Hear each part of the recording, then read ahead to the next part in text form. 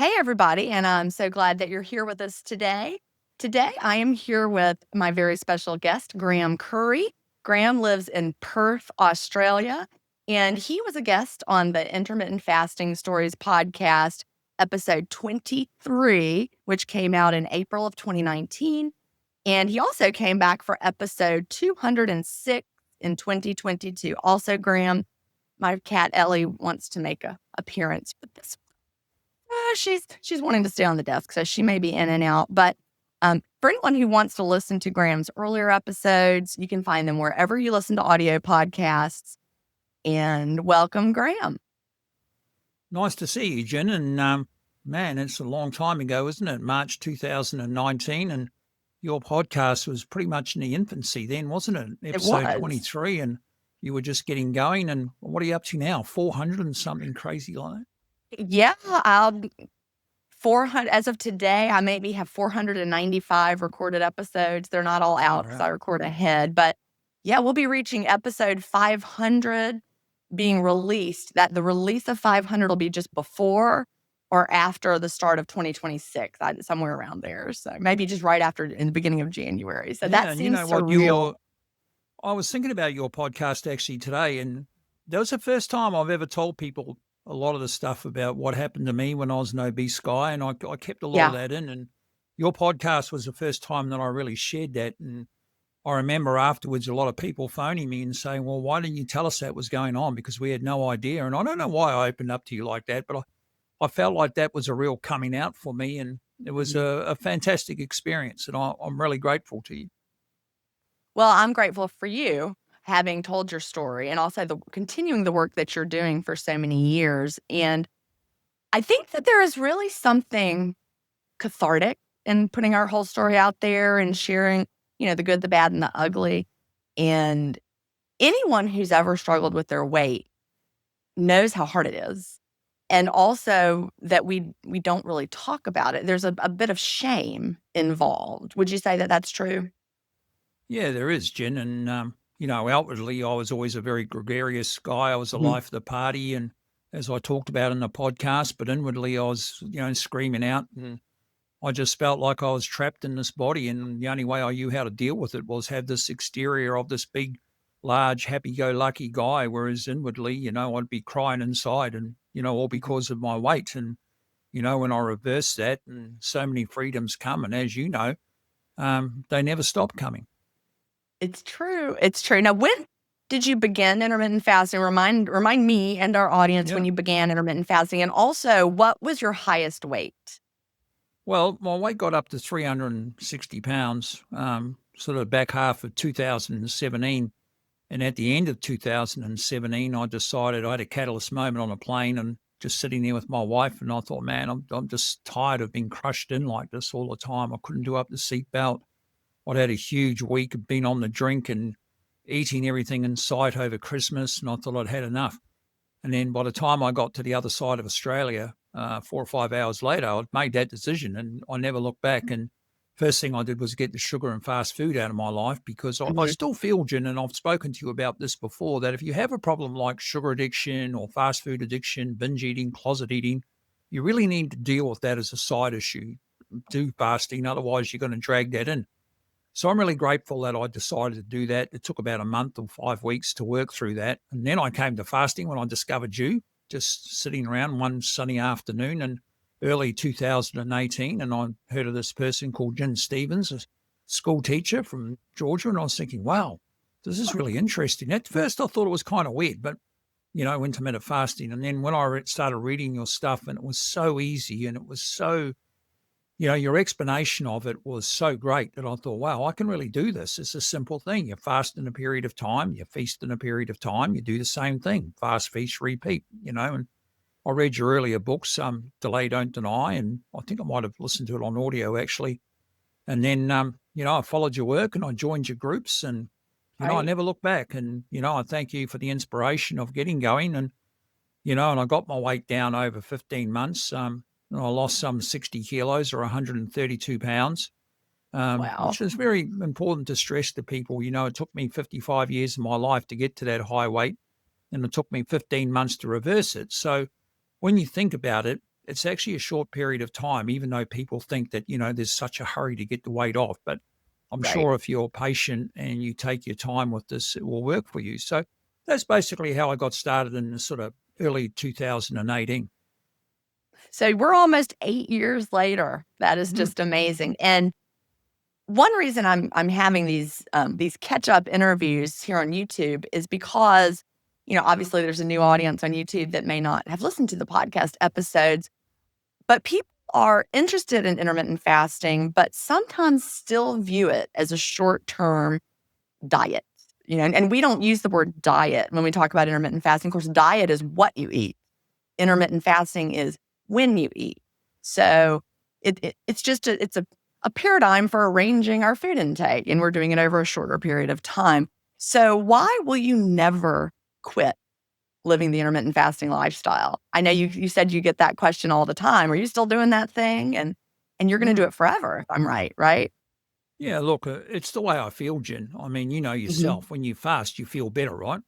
And I Right. know, and I always describe fasting as a phenomenon like it's like a bunch of Oompa Loompas running around scrubbing my organs with a brush. That's what I feel like on the inside. And I feel like while I'm just fasting through the day, and our friend Laurie Lewis calls it fasting in the quiet, right? And so I feel like I'm Right. fasting in that quiet space, just going about my business. And there's always something going on while we're fasting. And when I come to the end of that fast, I feel terrific. And what I've learnt Mhm. about fasting, coming from such a base of poor nutrition where I started from and turning that around, and I think that that's been key. And I look at fasting like a beautiful marriage. It's like, you have the first part, which is your fasting, and then you have the feasting. So when you marry the two up and you find that special relationship between the fast and then when you're feasting and you start having nutrition, it makes you feel great Mhm. and makes you feel great, then the two click, Jen, and you really find that groove. But yeah, for me, I think intermittent fasting, I'll never stop because it makes me feel great. And also, obviously, you do have those feelings of, will I go back to what I was doing before? Will old habits come in? But I've really got past that over the years. And yeah, as you said, it's in my 8th year now. So I guess I'm always going to probably be fasting in some form. We really do just feel great, and that's the thing for anyone who's just starting out. Obviously, the first month, you're not gonna feel your best as your body is adapting, and over time, though, it actually becomes easier and easier. It's easier for you now in 2025 than it was for you probably in 2018. It's easier to make that choice. Would you say that's true? You don't even it doesn't even feel like a choice. It's what you do. Well, it's just part of your life, isn't it? You just wake Right. up and go about your business. And what I will say, though, I still think you need to be vigilant. And I call it, Mhm. I don't like to call it maintenance. I call it vigilance without obsession because I'm vigilant without being obsessed about it. So I'm still in the Right. back of my mind that I need to keep an eye on the ball. I still weigh daily. And I Mhm. do that purely and simply because I like the data. I wake up in the morning, I stand on the scale, and I have a range. My range is about 4 to 8 pounds or 3 to 4 kilos. And then if I can see that I'm in that range, I'm okay. If I'm at the top of that range, then I'll wind things back in. If I'm at the Right. bottom of that range, I'll broaden things out. It's like a recalibration, if you like. Love it. So, Yeah. yeah, so for me, maintenance is just that vigilance without obsession. But I don't really think about it much, apart from, being on podcasts and what have you. I don't really talk about it much. And, people in my circle just sort of see me as I am now, as I'm sure your friends do. So Mhm. it's not conversations that you have all the time, but I think it just becomes part of your life and part of the fabric of who you are, and you live your authentic life. It's true, and I love that you said that. Living our authentic life, because what you said a little bit ago is how when you were obese in that 360-pound body, you did not feel like yourself in that body, but now you feel fully like yourself. Yeah, I do. And when I was 360 pound, I was this huge guy, 6'5", 360 pounds, and I Mhm. was a very imposing man. I guess I still am imposing at 6'5". I'm not going to get any shorter. But, I just felt like I was putting on a false facade all the time. Mhm. Outwardly, I was this big party guy. My wife used to call it the Charlie Sheen era, where I was the life of the party. I'd be the first one there, last one to leave. And I was always known for that. And then when I went into intermittent fasting initially, that was something I really missed. I really missed the social aspect because I wasn't doing that anymore. But after a while, you start realizing, sometimes you do need to sort of, give up a few things and, in order to find your goals with your health. And when I started feeling Right. better, I thought, this is a simple equation. I fast, I eat well, I wasn't drinking as much. I really drink now. And I just felt terrific. And I think feeling good is feeling great, Jen. And I keep saying to people, you don't know what feeling great is until you actually do feel great, right? That is so true. Feeling good is a powerful motivator. I say that a lot, and I think that it's true. All the choices I've made along the years, I don't drink alcohol at all anymore, and it's because I feel better without it. I just went Yeah. on an 8-night trip with college friends, and they were drinking, and it was early in the day drinking, and I did not. I just kept fasting until it was a good time to open my window, and I felt amazing the whole time. And so it's not because I think drinking is bad. I just feel better without it. And the same thing with food choices. You said early on, before you even came to fasting, you realized that fast food and sugar were not working well for you and you didn't feel your best when you had them. So you removed those items from your diet, and then intermittent fasting came along and you feel so much better. Do you ever sometimes have a little fast food or a little sugar now, or is that just completely off your plate? Well, fast food stores and drive-throughs was something I was living in when I was an obese Mhm. guy 3 or 4 times a Right. day. And you and I have talked about that before. You'd be going to school and stopping at the drive-through and, getting the big grand lattes and all the sort of bits and pieces that went with it as I was. And, I was doing that behavior 3 or 4 times a day. And I haven't been in a fast food drive-through chain store for 8 years now. That's Um, amazing. Yeah. something I'm pretty, and I've got to the point, where I've been in cars with people as a passenger and they've wanted to go in there and get something. And I've actually had to get out of the car and say, I can't go through there. My wife was driving one day and she went to get her father something when he was dying and he wanted an ice cream from McDonald's. And I said, Oh, I'm really sorry, Lou. I'll have to get out of the car. And it was raining, Mhm. absolutely belting down with rain. So here I am standing in the rain on the pavement outside McDonald's because I just flatly refused to go in there because it was so triggering for me. I get And I that. sort of Yeah. felt like I was on the street that I just don't see them anymore, Jen. I drive down the street, they become invisible to me. Whereas when I was addicted to it, it was almost like I'd be driving down the road going, no, no, no, and my car would just drive in. Mhm. And, it was like some magic or something. It took the wheel out of my hands. But when you take back control, those things you can get out of your life. And I always say to people, look, intermittent fasting isn't an open license to just, I know we can say we can eat whatever we want. We've had this conversation before, right? Right. And you got misquoted a few times about the, you can eat whatever you want sort of a thing, because there's two very different things about that, isn't there, Jen? It's true. And the whole point about eating whatever you want means that you're not taught, like much every intermittent fasting book out there, except for mine, are also linked to a dietary approach. There's one intermittent fasting book that I really think is great, and it's linked to whole food, plant based, low fat. And they want you to eat that way. And then there's another intermittent fasting series of books out there that link intermittent fasting with low carb. Some people say you can do intermittent fasting in paleo. Well, I have no interest in doing any of those. I don't want to be low carb. I don't want to be, whole food, plant based, low fat. I don't want to be paleo. I would like to be able to eat what I want to eat and not follow a restrictive dietary approach. I get to eat whatever I want to eat, and you do too. And so if someone feels better eating low carb, they get to eat what they want. They can choose that. Whereas if someone feels better whole food plant based, they can choose that.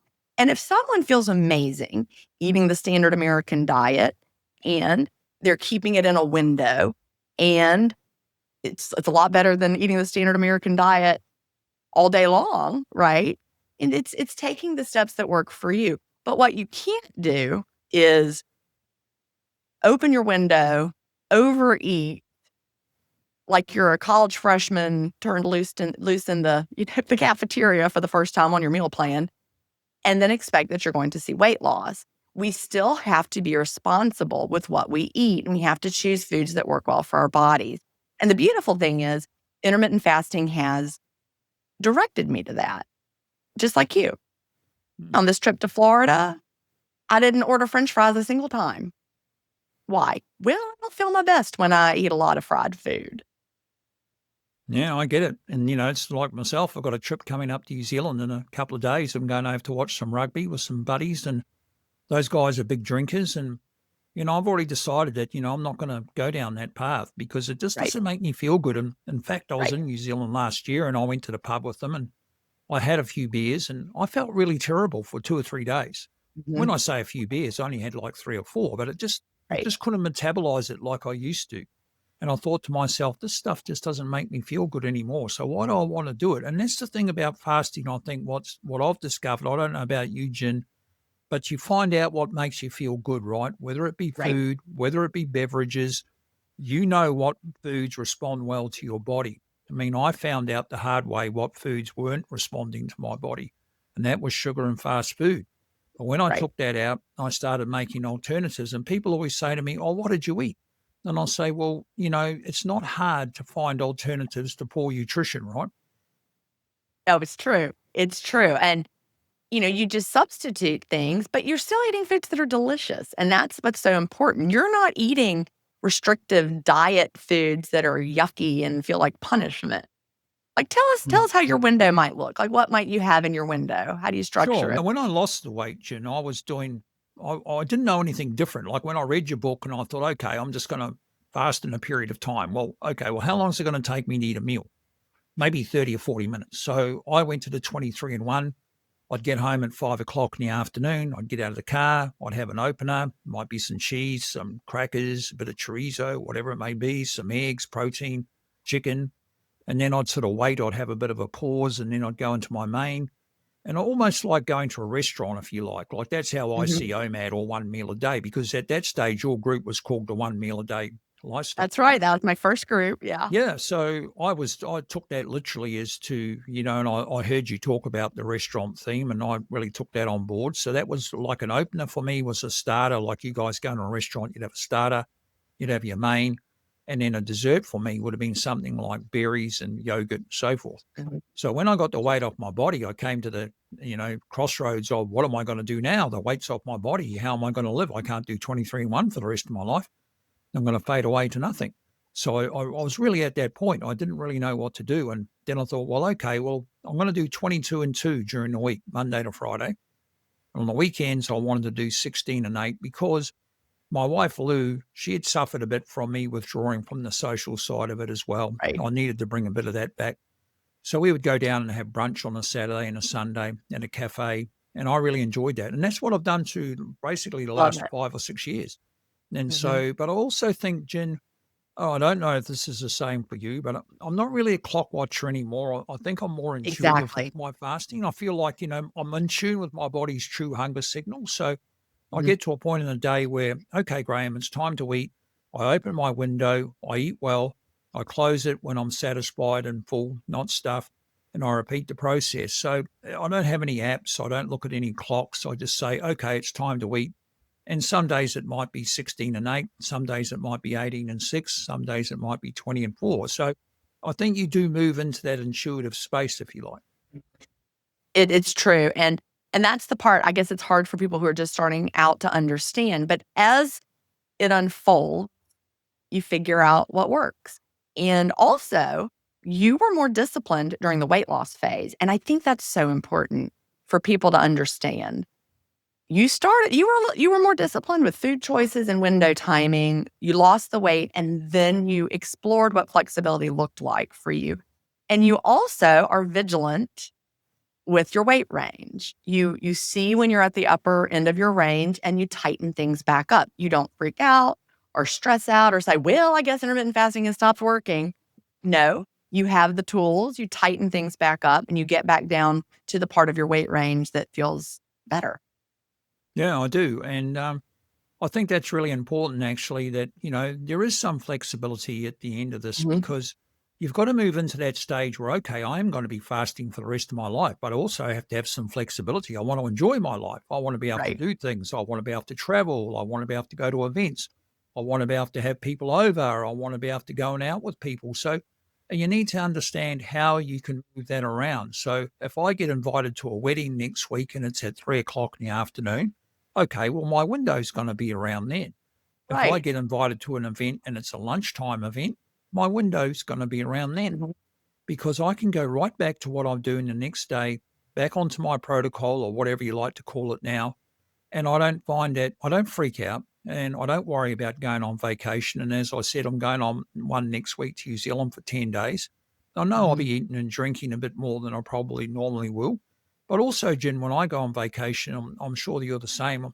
Movement's a big thing for me. I like to Right. walk, and I was in Paris in 2023. I went there for 5 weeks for the rugby, and I did a lot of walking, and I came back and I was like 3, 4 pounds heavier. And man, I'd been eating and drinking and everything you do in France, all the beautiful food. And that's when I thought to myself, wow, intermittent fasting is so great that you can actually find some flexibility and enjoy life. And you're right, when I was losing the weight, I was laser focused. I wasn't changing my protocol for anybody. I wasn't moving Mhm. off that 23 and 1 because I was focused on getting the weight off my body. That was important to me. So I think there's two aspects to this. When you're losing the weight, you are more vigilant. But once you do get the weight off your body, I think it's really important to find that flexibility to be sustainable. That's what makes it a lifestyle. So one reason I wanted to talk to you is because I love the work that you've been doing. You are an author yourself and a podcaster. Tell everybody a little bit about that. Yeah, sure. Well, I guess, Jen, after, my experience, I was really keen to share it and I Right. didn't really know how because you just can't walk up to somebody in a supermarket and say, hey, I can help you, or you're going to get punched out or something, you just can't approach people like that. So I thought, well, how am I going to be able to get the message out? And I thought, well, I'm going to write a book. So, it wasn't any, I thought, I didn't really think I was going to sell any books. I just thought, well, maybe somebody will read it. Maybe one of my family might pick it up or something. I don't know.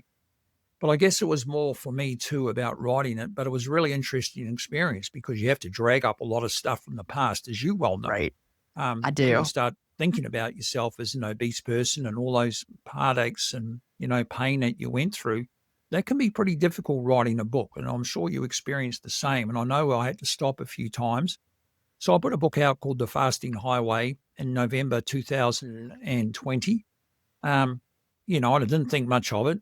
And next thing, I started seeing these pictures pop up of people with my book and, Scotland and Africa and all over the place in America. And then next thing, you see these tags popping up on Amazon, category bestseller and all this sort of stuff. And I was just going, wow, what's going on here?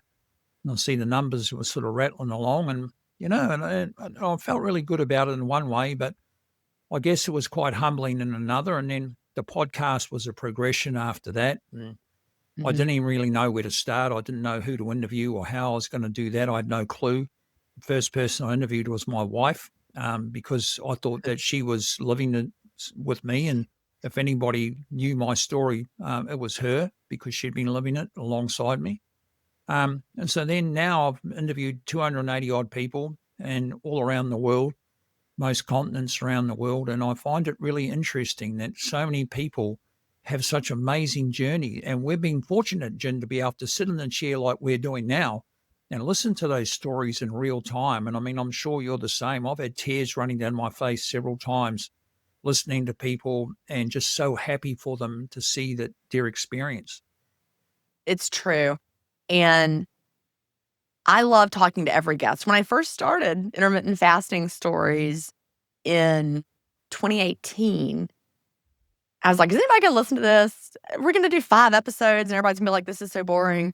But, I'm almost at episode 500 now, and every single story touches me, and there are people who listen to every single one of them, and then they go back and listen again, and we learn lessons from each other, and I think that's the most beautiful part of the work that we're doing. We're letting people share their story, which, you mentioned how cathartic it was for you. It's been the same for me. But not only that, but the listener connects to it. You know, every person I've spoken to, I connect to them in some way, and we have similarities. We have differences, but we have similarities, and we realize we all have common struggles, and it feels good to talk about them. Yeah, it does. And I think it's fantastic. And no matter where you live in the world, no matter what your gender is, no matter what your background is, no matter what your socioeconomic status is, we all have a goal, Jen, and that's to be well Right. and live Yeah. well in our body and live our authentic lives, as I mentioned. And I think that's important. And when you hear people's stories, I mean, you can ask 100 people the same question, as you well know, and you'll get a different answer every single time. And that's what makes it interesting. And like when I'm listening to people talk in real time, and when you see the passion in people, and I think that's so great, as you see in your community, in the circle community, and I see in my Patreon community when I have Zoom meetings with people, and you see their progress in real time. And it's such a buzz, and you just feel so great. And I guess we do what we do because, we both want to pay it forward. I mean, that's the bottom line, really, that people really have to know that. I mean, I know you're really genuine about that. It's one of the things I love about you is that you always had a genuine passion to share your story, but you also had a passion to pay it forward for people. And Right. I sort of taken a bit of a leaf out of your book, so to speak, and I've been doing that myself. And so that's more of a driver for me because when I see other Mhm. people get so much out of it, and I believe so strongly in the intermittent fasting lifestyle, Jen, but sometimes some people just can't be convinced and you've just got to move on from that. Right. We plant the seed and we move on. Like any good teacher, you can lead a horse to water, but you can't make them drink. But then eventually maybe they'll remember that water and go back to it when they are thirsty. Well, Continuing that analogy. one of the things I think, Jen, is, negativity and pushback is interesting Mhm. because I know the majority of people that gave me the most pushback and negativity about intermittent fasting, oh, you're starving yourself. You shouldn't be doing that. So bad for you. Those very people are now doing intermittent fasting themselves and thriving. I And love it. they all say, Yeah. man, wish we'd known about this earlier. But they were so negative towards me. And yet, Yeah. what happened was when they saw me get the weight off the body, and you know how people sit and they'll wait for you to put the weight back on? And then when Exactly. you Yeah. don't, they'll say, wow, there's really something going on here. And then they start getting interested, start asking questions. And yeah, it's amazing how people can come full circle, right? It really, really is. And I wanted to take a minute to mention the community for everyone who heard Graham mention that, because that's where I am every day. You can go to jenstevens.com/community. I'm really there. I comment on all the posts and I absolutely love supporting intermittent fasters in that way. But the best part is everyone supports one another. I know you see that in your groups as well, Graham, that people love to help each other and people pay it forward in the community. And then you see it just growing into something you never imagined. Mm. I often wondered, Jen, how do you fit all this in? I mean, you are there all the time and then you're doing all these podcasts and everything else. Your life must be super busy. Well, look, I used to be an elementary school teacher, and I had to be in a classroom for 8 hours a day with, I don't know, 28 little children or more. I mean, up and down, and you had to know what was going on at every moment, and if you had to go to the bathroom, you're, like, yelling through the window, "I'm in here, I can hear you, everybody be," Mm, you're never away from what you're doing. So I actually, as hard as I work, it feels like a vacation compared to being a school teacher, because you're always on. And, I can go to the bathroom whenever I want and wear whatever clothes I want, and I love it. I'm so grateful to get to do this work, and I'm just teaching on a different level, but my students can supervise themselves. Yeah, I mean, it's a fantastic thing that you've done. I mean, I remember when I was in your communities and you got up to sort of 500,000 people and it was like, Yeah, wow, this is crazy. But I think now that that was you've got it crazy. really, I could not you know, supervise that many people, so that's why I loved Facebook. It turned into, instead of me supporting people through their intermittent fasting journey, it was me managing problems of people who were mad about something in the group, and I was like, "I don't have time for this, no." So, how many years my have my you been community. fasting, Jen? How many? I started in 2014, so I Mm, just passed 11 years. It was wow. August of 2014 that I really started fasting and never quit. I had dabbled in it from 2009 to 2014, but never done it consistently enough to become fat adapted, and I was viewing it as something you did temporarily, and then I would start and stop, so I never got to the part where it felt good. So, 2014, that's when I started and never looked back. One of the 11 interesting years. things about you and your journey is that you've been a big advocate of the clean fast, of course. And, Right. the number of people that I've interviewed that started off dirty fasting because they didn't know any different, right?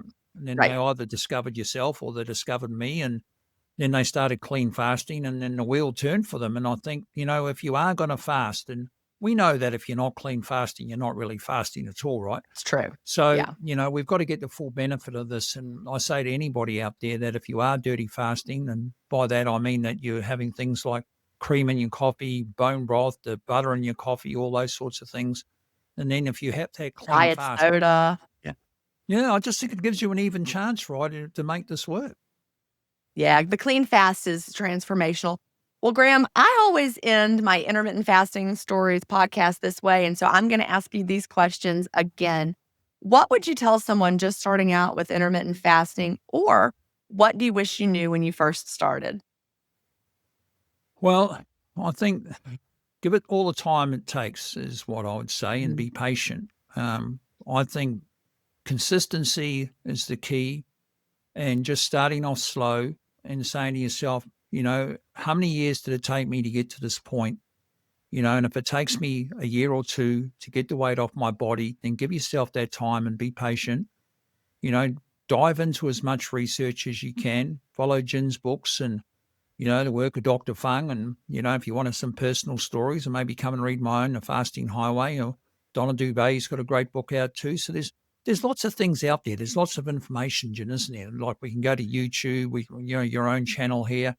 There's information everywhere on the superhighway.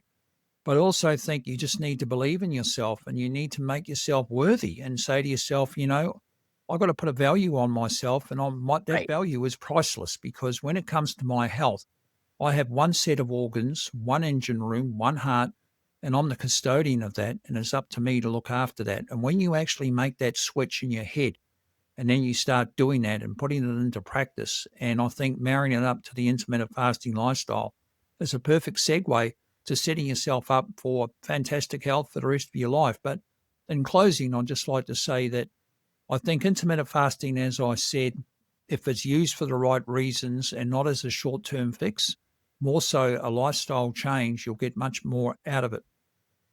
I think so too. Well, Graham, thank you so much. It's been great to catch up, and thank you so much for sharing today.